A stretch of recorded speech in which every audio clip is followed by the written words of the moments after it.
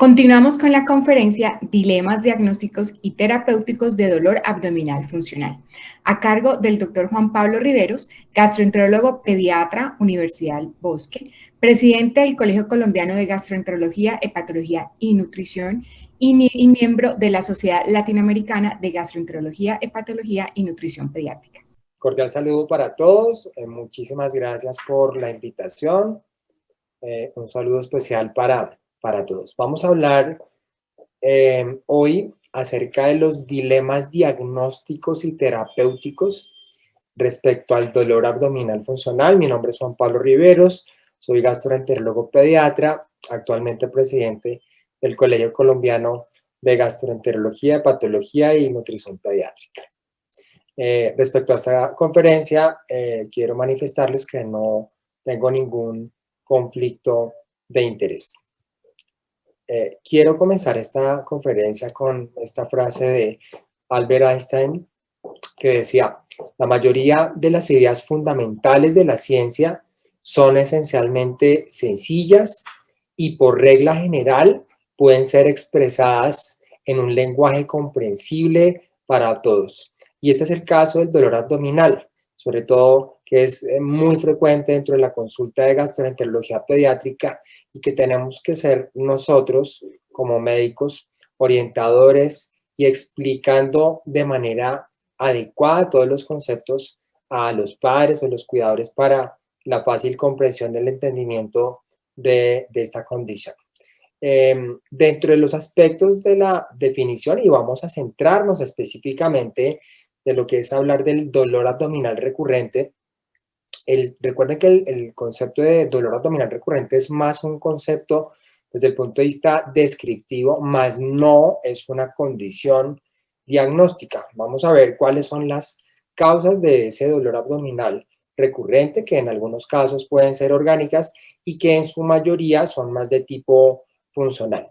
Y estas se definen dependiendo los criterios de Roma 4, ya publicados desde el 2016, como al menos 3 episodios de dolor que ocurren durante al menos 2 meses, que son lo suficientemente graves como para afectar las actividades diarias y la calidad de vida. Y es importante tener presente que el 5% de las visitas en atención primaria son secundarias a dolor abdominal recurrente y el 5 al 10% de estas causas son de origen orgánico y obviamente la gran mayoría son de origen funcional, ¿sí?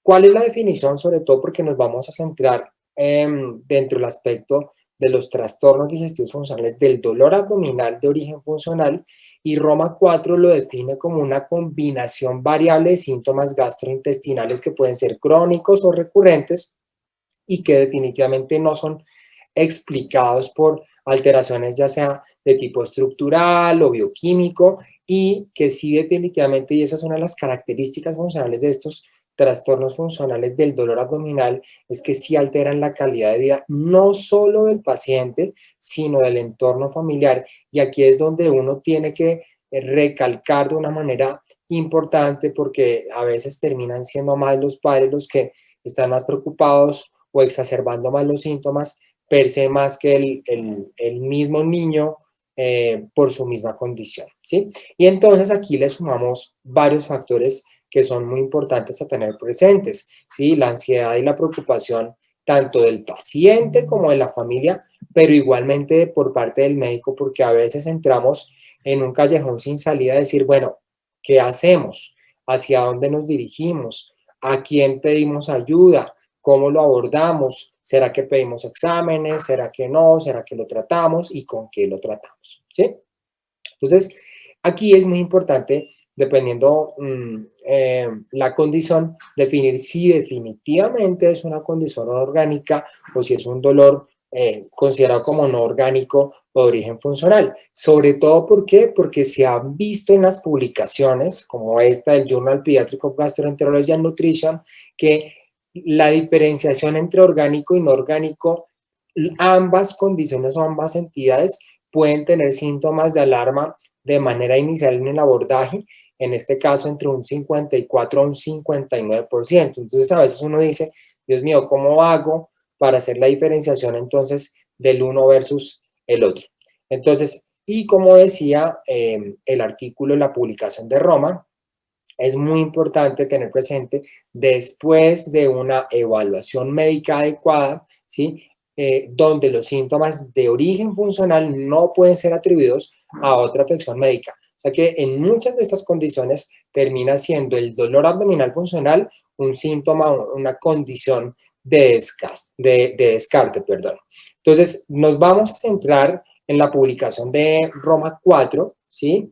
El libro el apartado específicamente para evaluar sobre todo los trastornos de dolor abdominal funcional, que son el H2. Entonces ustedes van a ver que dentro de vamos a encontrar 4 condiciones clínicas. Uno se llama la dispepsia funcional, es el paciente que tiene dolores a nivel del epigastrio, recurrentes, que pueden estar asociados o no con sintomatología de vómito, náuseas, etcétera, que incluso terminamos haciéndole estudio endoscópico y no le encontramos absolutamente nada, ¿sí? Incluso hay también estudios que se pueden hacer a través de pH-metría con impedanciometría esofágica, las cuales también salen normales, pero el paciente sigue teniendo ese dolor a nivel del epigastro, entonces ese es el que se considera como una dispepsia de origen funcional. La otra condición tiene que ver con el síndrome de intestino irritable, donde puede ser de componente mixto o solo estreñimiento, solo diarrea, y muchos de estos pacientes van a estar consultando sobre todo, y hay un diagnóstico que es importante de descarte en este momento frente al síndrome de intestino irritable en pediatría, y se llama el síndrome de sobrecrecimiento bacteriano. Distensión, flatulencia, la tendencia a estar más con diarrea, pero también obviamente muchos de esos pacientes van a estar virando o cambiando entre estreñimiento y diarrea. La otra condición, que es la más frecuente, la que vamos a determinar, es el dolor abdominal funcional no especificado, que son casi el 53%, tiene una incidencia del 53%. Y la otra es la migraña abdominal. Entonces, vean datos importantes, es que existe una persistencia hasta casi el 30% de esos episodios funcionales de dolor, ¿sí? Durante los primeros 5 años de vida. Entonces, hay que explicarles a esos padres que estos episodios se pueden ir presentando a lo largo del tiempo para no crearles falsas expectativas. Entonces, ¿qué es importante sobre todo? Como les digo, será orgánico o no, definir banderas rojas y saber si es o no orgánico. Entonces, fiebre, si hay una condición asociada con fiebre, es una P menor de 0.5, sobre todo desde el punto de vista de estudios clínicos. Vómito, sangre en las heces o más de 3 o signos de síntomas de alarma, pues una P que es muchísimo más significativa y definitivamente correlacionado con hallazgos positivos al examen físico. Y ahí es donde uno decide si definitivamente se requieren o no toma de paraclínicos. Esta es una publicación del 2018 del grupo de la Academia Americana de Médicos Familiares, donde ustedes van a determinar sobre todo si es funcional o si no es de origen funcional. Entonces, sobre todo condiciones que tenemos que evaluar, si son condiciones o yo sospecho que es algo orgánico, entonces tomar desde el punto de vista de paraclínico si hay fiebre, pérdida de peso o sintomatología neurológica, cuadro hemático, reactantes de fase aguda, un parcial de orina, un cultivo, una ecografía, una radiografía, manifestaciones renales, entonces sumarle urocultivo a los anteriores, o sea, hay manifestaciones gastrointestinales, uno puede, además de los anteriores, podemos sumarle calprotectina fecal, estudios para descartar enfermedad celíaca, estudios para hacer marcaciones de sangrado digestivo de origen oculto.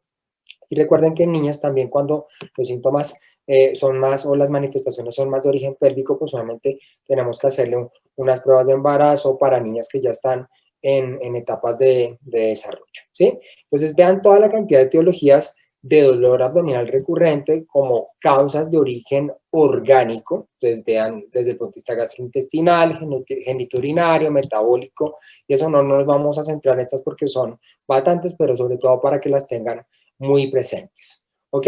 Entonces, ¿qué se ha visto en las publicaciones? Una publicación de Pediatrics del 2005, donde se dice que desde el punto de vista, por decir, a nivel de manifestaciones o sospechas de origen gastrointestinal, óiganme bien, la suma de ictericia, fiebre persistente, síntomas urinarios, pérdida de peso significativa, dolor en región dorsal o hemorragia gastrointestinal, cuando yo decido tomar una ecografía, los hallazgos desde el punto de vista ecográfico son concluyentes únicamente con el 10%. Entonces, ojo con eso, porque a veces de pronto exageramos con la realización de estudios ecográficos. Y definitivamente, pues no hay una píldora mágica para el manejo, el abordaje de este tipo de situaciones. Es un entorno que tenemos que ir estructurando, incluso desde el punto de vista psicológico, emocional y estructural, desde el punto de vista de familia, y vamos a centrarnos en algunos conceptos. Entonces, recuerden que sobre todo los objetivos de manejo en estos casos, sobre todo, es mejorar la calidad de vida, ¿sí? Reducir la preocupación tanto de padres principalmente y de los niños, y reducir la discapacidad asociada con el dolor, sobre todo en lugar de una resolución completa del dolor. Vean que esto es una cosa súper importante a tener presente, porque no tenemos, como les mencionaba, que crear falsas expectativas al respecto. Yo prefiero decirle, vean, vamos a tratar de disminuir o aliviar la intensidad y la frecuencia, y no que yo le diga que le vamos a quitar por completo el dolor, porque si no logramos esos objetivos, eso va a generar una carga de ansiedad muchísimo mayor. Entonces, ¿cuáles son las estrategias fundamentales frente a eso? Primero, evitar reforzar los síntomas del dolor. Y eso es muy importante, porque ustedes van a ver que en la consulta, normalmente, cuando uno pregunta, ¿y cuántas veces le duele a la semana? La mamá o el papá o el acompañante que está en ese momento en la consulta con el niño le termina reforzando esa situación. ¿Cómo amaneciste del dolor? ¿Sí? ¿Dónde te duele? ¿Te duele acá? Entonces el niño, obviamente si son niños menores de 8 años, recuerden que la capacidad de discriminación frente al interrogatorio clínico es mucho más sesgado, entonces ellos probablemente van a inducir, sí, me duele acá, donde el papá o el acompañante le están reforzando eso. Entonces mucho ojo con eso. Evitar faltar a la escuela. Entonces es muy frecuente que, doctor, por favor, deme la incapacidad porque el niño se está quejando mucho de dolor. Entonces eso refuerza la condición del dolor abdominal, ¿sí? Evitarlos, retirarlos de actividades rutinarias. Entonces ya no lo voy a sacar a la escuela, a la escuela deportiva, a la escuela de artes, a lo de música. Definitivamente tenemos que mantener las rutinas diarias, cotidianas que tiene ese niño, porque si no, eso va a magnificar esas condiciones de dolor. Y definitivamente, cuando se presenta un cuadro agudo, tenemos que volver a retomar de una manera normal cuando sea posible todas las actividades, definitivamente, y no esperar de incapacidad durante un mes o 2 meses mientras vamos resolviendo toda la condición, ¿sí? Entonces, vean que el papel de nosotros como médicos es muy importante desde el punto de vista comunicativo, ¿sí? Porque si logramos una comunicación adecuada entre el médico, el niño y los padres, ¿sí? Eso va a lograr a definir, sobre todo asegurar que no vayan a haber condiciones o enfermedades subyacentes graves que de pronto se nos puedan estar escapando, y sobre todo nosotros como médicos decirle, comprendemos tu dolor, lo aceptamos, lo reconocemos, mucho ojo con eso, reconocer el dolor, no que nosotros pensemos que se esté quejando el dolor, que se lo esté inventando. Puede ser que en algunas ocasiones sí generen ese tipo de manifestaciones, pero decirle, lo aceptamos, sabemos que es una condición real, ¿sí? No que el niño lo esté considerando, o que estemos nosotros como médicos transmitiéndole a los padres que está únicamente, se lo está inventando, porque si no, eso va a reforzar muchísimo más desde el punto de vista negativo esa condición de dolor y esa condición de frustración frente al dolor. Entonces, en muchas ocasiones, definitivamente, la mera aceptación desde ese punto de vista psicosocial de la enfermedad puede ayudar muchísimo al proceso de resolución del dolor. Indaguemos todos esos factores porque son de veras muy importantes frente al dolor abdominal funcional. Y como dice una de las profesoras grandes de la puericultura colombiana, la profesora Carmen Escayón, cuando no sepas qué hacer ante un caso de un paciente, recuerda que siempre es mejor ser placebo y jamás nocebo. Siempre estamos nosotros, y en este caso los gastroenterólogos pediatras o el cirujano, que si definitivamente el pediatra duda o considera alguna otra condición, pues estamos todos para apoyarnos y para ayudarnos, y eso nos va a ayudar a resolver, a tratar de mejorar todas estas condiciones clínicas que puede tener ese niño en ese momento. Entonces vamos a hablar de ciertos factores que son muy importantes y recuerden que uno de los más en los cuales nosotros recalcamos de una manera significativa tiene que ver con la parte nutricional, porque se ha visto que casi más del 80-90% de los dolores abdominales funcionales están asociados a una falta o una inadecuada alimentación que tienen esos niños. Entonces, vean que ahorita hay mucha influencia desde el punto de vista nutricional. ¿Cuáles vamos a hacerle gluten free? O si las dietas libres de lactosa o libres de fructosa. Ahorita hay unas dietas que se llaman las dietas FODMAPs, que son dietas libres de fructanos, oligosacáridos, una serie de sustancias que están dentro de muchos de los alimentos y que pueden influir definitivamente sí o no de una manera positiva en la disminución más no en la resolución de los episodios de dolor. Entonces vamos a mirar ciertas publicaciones que hay frente al respecto. Hay una publicación del 2018 de las clínicas de gastroenterología de Norteamérica, donde nos dice, bueno, ¿será que sí definitivamente intervenimos desde el punto de vista con este tipo de dietas restrictivas, se mejoran o no los episodios de dolor? Y eso sumado a una publicación que realizó por parte de Cochrane frente a este tipo de intervenciones dietarias y se ha visto 19 estudios, 1.453 participantes, donde se vio, primero, la administración de probióticos, ¿sí? Porque los probióticos se consideran como suplementos alimentarios, tienen una calidad de evidencia moderada. Desde el punto de vista de suplementación de fibra, óigame bien, es diferente administrar fibra proveniente de la alimentación a dar suplementos específicos a modo de sobres o tabletas de fibra a los niños y definitivamente no existe ninguna evidencia. Y respecto a las dietas FODMAPs, que en adultos probablemente sí tienen un nivel de evidencia mucho mayor, en población pediátrica definitivamente tienen un bajo nivel de evidencia, ¿sí? Hay estudios publicados sobre todo para síndrome de intestino irritable en pediatría. Esta es una publicación de la profesora Hania Zajewska del 2011 frente a la administración de probióticos, específicamente Lactobacillus GG, respecto al uso de dolores abdominales funcionales. Entonces, vean ustedes cómo la tendencia desde el punto de vista de los metaanálisis están más asociados a la administración o a favorecer el uso de probióticos como como el Lactobacillus GG, frente a condiciones como es el caso del síndrome de intestino irritable o el dolor abdominal funcional per se como tal, no tanto para las dispepsias de origen funcional como se dan cuenta. Entonces vean, estas son las publicaciones. Hay otra publicación del 2010 frente a una cepa que se llama el BCL3, que es una multicepa, donde se evalúa que publicaciones como estas demuestran o ayudan sobre todo a mejorar de una manera temporal el uso de estas cepas para el dolor abdominal funcional. Hay otro tipo de publicaciones como esta, sobre todo frente a la administración de una cepa que es muy reconocida por ustedes, que se llama Lactobacillus reuteri, para el dolor abdominal funcional, no solo para el cólico lactante, que ya ustedes saben que tiene un nivel de evidencia muchísimo mayor, pero se han visto estudios o publicaciones frente a Lactobacillus reuteri para el manejo del dolor abdominal funcional. ¿Cuáles son las recomendaciones por parte de la Organización Mundial de Gastroenterología? Entonces vean ustedes donde dice trastornos gastrointestinales funcionales relacionados con el dolor abdominal.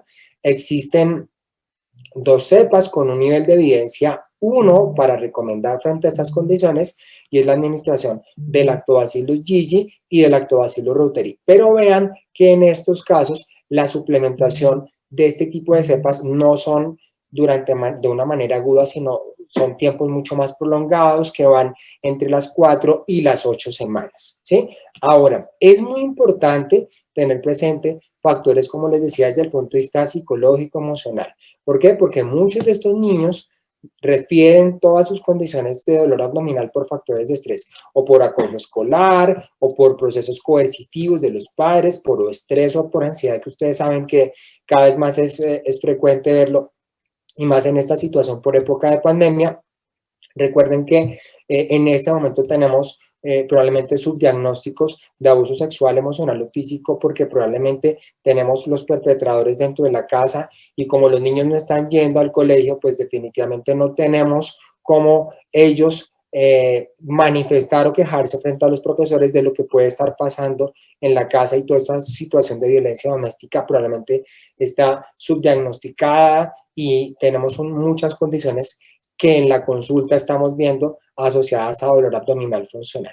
Entonces, existen ciertas terapias, como es el caso de las terapias cognitiva, conductual y la hipnoterapia, como estrategias a través de las cuales, en conjunto con un psicólogo o con un psiquiatra infantil, ¿sí?, conductualistas, nos ayudan sobre todo a establecer ciertas rutinas o ciertas estrategias enfocadas respecto al dolor abdominal, que nos van a ayudar muchísimo más que la parte o intervenciones desde el punto de vista farmacológico para el alivio o la disminución en los episodios de dolor abdominal en población pediátrica. Entonces, hay publicaciones como estas del 2017, que son estudios randomizados controlados, incluso, sobre todo con acompañamiento, asesoramiento, incluso desde el punto de vista telefónico, estableciendo estas terapias cognitivas conductuales, tanto a padres como a niños, y se ha visto que con estas estrategias definitivamente sí se logra una disminución en la percepción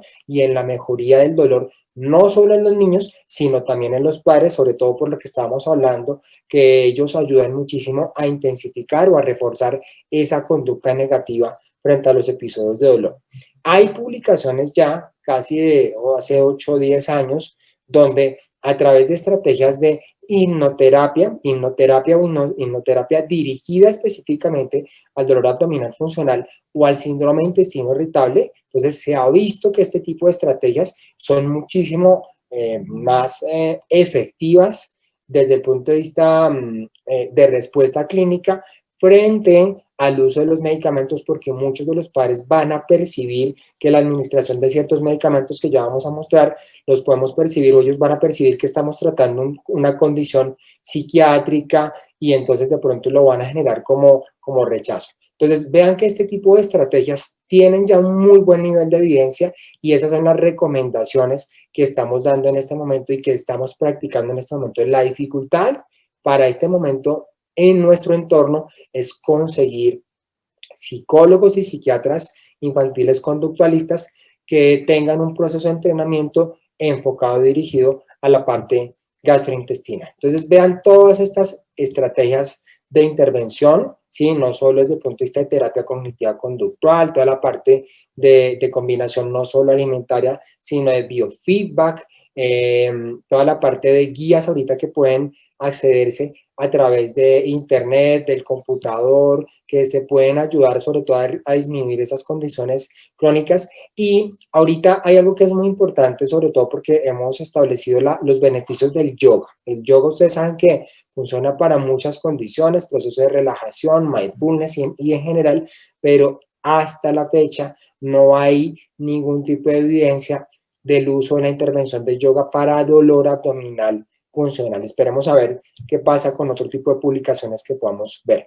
Ahora, hay otro tipo de intervenciones publicadas por parte de Cochrane para el dolor abdominal funcional. Entonces, ellos acá nos los demuestran en 16 estudios donde se incluyeron 1.024 niños entre los 5 y los 18 años, principalmente de Europa, Estados Unidos y de la India, donde se evaluaron ciertos medicamentos que normalmente podemos utilizar, como es el caso de los antidepresivos tricíclicos, los agonistas de recaptación de serotonina, los antihistamínicos, los inhibidores selectivos de la recaptación de serotonina, pero se ha visto hasta el momento, la conclusión de Cochrane es que no hay evidencia convincente para el uso de este tipo de medicamentos para tratar el dolor abdominal funcional recurrente en población pediátrica, ¿sí? Hay algunas publicaciones que son súper importantes, que antes como que se utilizaban y otra vez las estamos volviendo nuevamente a retomar, y es el uso del aceite de menta, ¿sí? Que puede ser o en gotas o en cápsulas para el manejo del síndrome de intestino irritable y el dolor abdominal funcional asociado al síndrome de intestino irritable, y estas publicaciones nos están demostrando que tienen un papel muy válido, muy importante para estas condiciones clínicas. Hay algunos medicamentos que estamos utilizando, ¿sí?, con acompañamiento y aprobación por parte de psiquiatría infantil, y es el uso de la amitriptilina, el citalopram y la ciprofloxacina, porque ustedes saben aquí que son medicamentos que se consideran neuromoduladores, porque aquí hay un papel de disrupción entre lo que es el eje cerebro-intestino, y con estos logramos sobre todo aliviar esas vías bidireccionales para este proceso. Los medicamentos, cuando los decimos utilizar, pues son dosis que ya tenemos establecidas y que se tienen que dar aproximadamente entre 2 a 6 meses, según lo que consideremos a criterio en acompañamiento, como les decía, con psiquiatría infantil.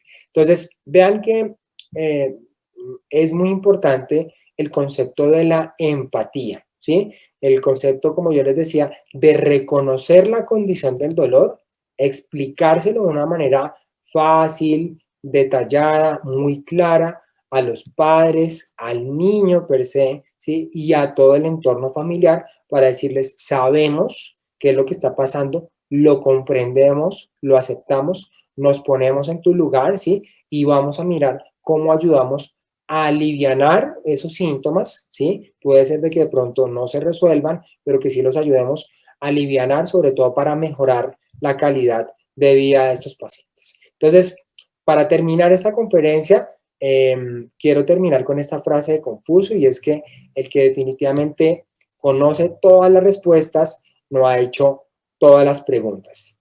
Muchísimas gracias para todos, y antes de terminar, pues quiero invitarlos a nuestro 8º Congreso Internacional del Colegio Colombiano de Gastroenterología, Hepatología y Nutrición Pediátrica, que también va a ser de modalidad virtual en el mes de agosto. Muchísimas gracias para todos.